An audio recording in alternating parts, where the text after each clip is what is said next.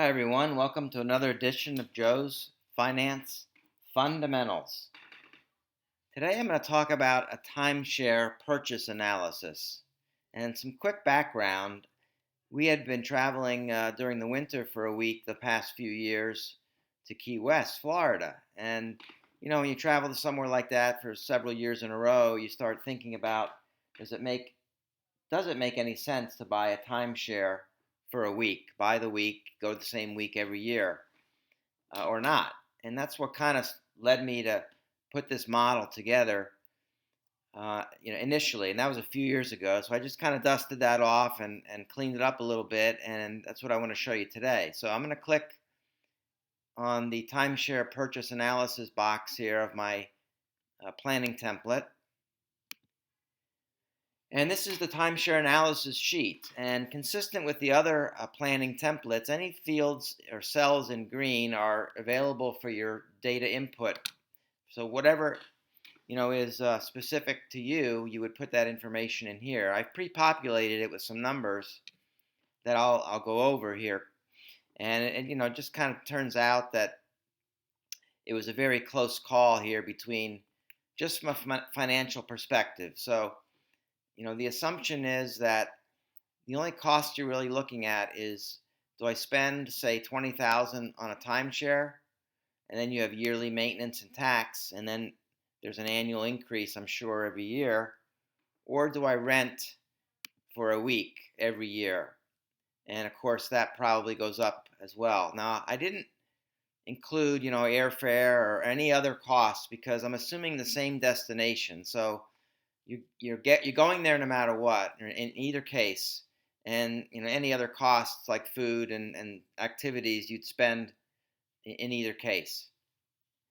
So the other variables here would be the ending timeshare sales value, which I know sometimes they're worthless. I don't know, they're probably most of the time that you can sell them. Now, I have a 25-year kind of period I'm looking at here. And then the final thing, which might be a little bit different than maybe some other models out there, is basically I'm saying if you don't do the timeshare, take that $20,000 less what you would spend on the weekly rental and invest that money, and you can put in whatever growth rate you'd like to here.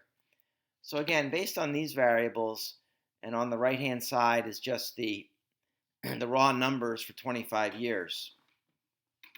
So going from left to right, the timeshare purchase, the annual maintenance and tax on the timeshare side, and of course that grows every year.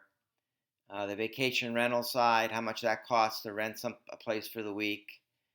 And again, if you don't do the timeshare, you invest the balance. So let's say the first year you have $20,000. If you don't do the timeshare, you spend $3,000 on a vacation rental. You have $17,000 in theory. You could invest that. And if you did invest that for that first year, I'm not worried about it. It wasn't the whole year kind of thing, but you'd get $1,275.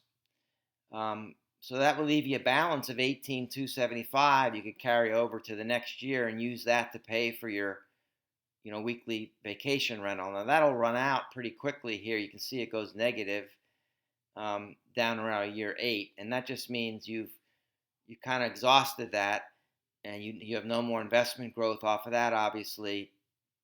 And then the rest is, the other costs that you would, the yearly costs you would incur to rent. So at the end of the day, it just so happened that under this scenario, it was very close. Now I could change the parameters, obviously. Let's say I'm gonna have to spend $25,000, and let's say the ending timeshare value might be $20,000. So there you can see it. There's not a lot of change there. But if I did make a change and I said, well, it's going to be worthless, I'm going to assume the worst case. You can see where that brings things to, the graph changes here. The numbers change no matter what you put in. Let's say the weekly rental is, $4,000 a week. So you can see, you can plug in whatever numbers you'd like here, whatever works for your situation, to wherever you're thinking about purchasing a timeshare. So I hope you found that helpful. And um, if you do like it, give me a like. I would appreciate that. And sub up. And any comments, I'd love to hear from you. Thank you. Bye bye.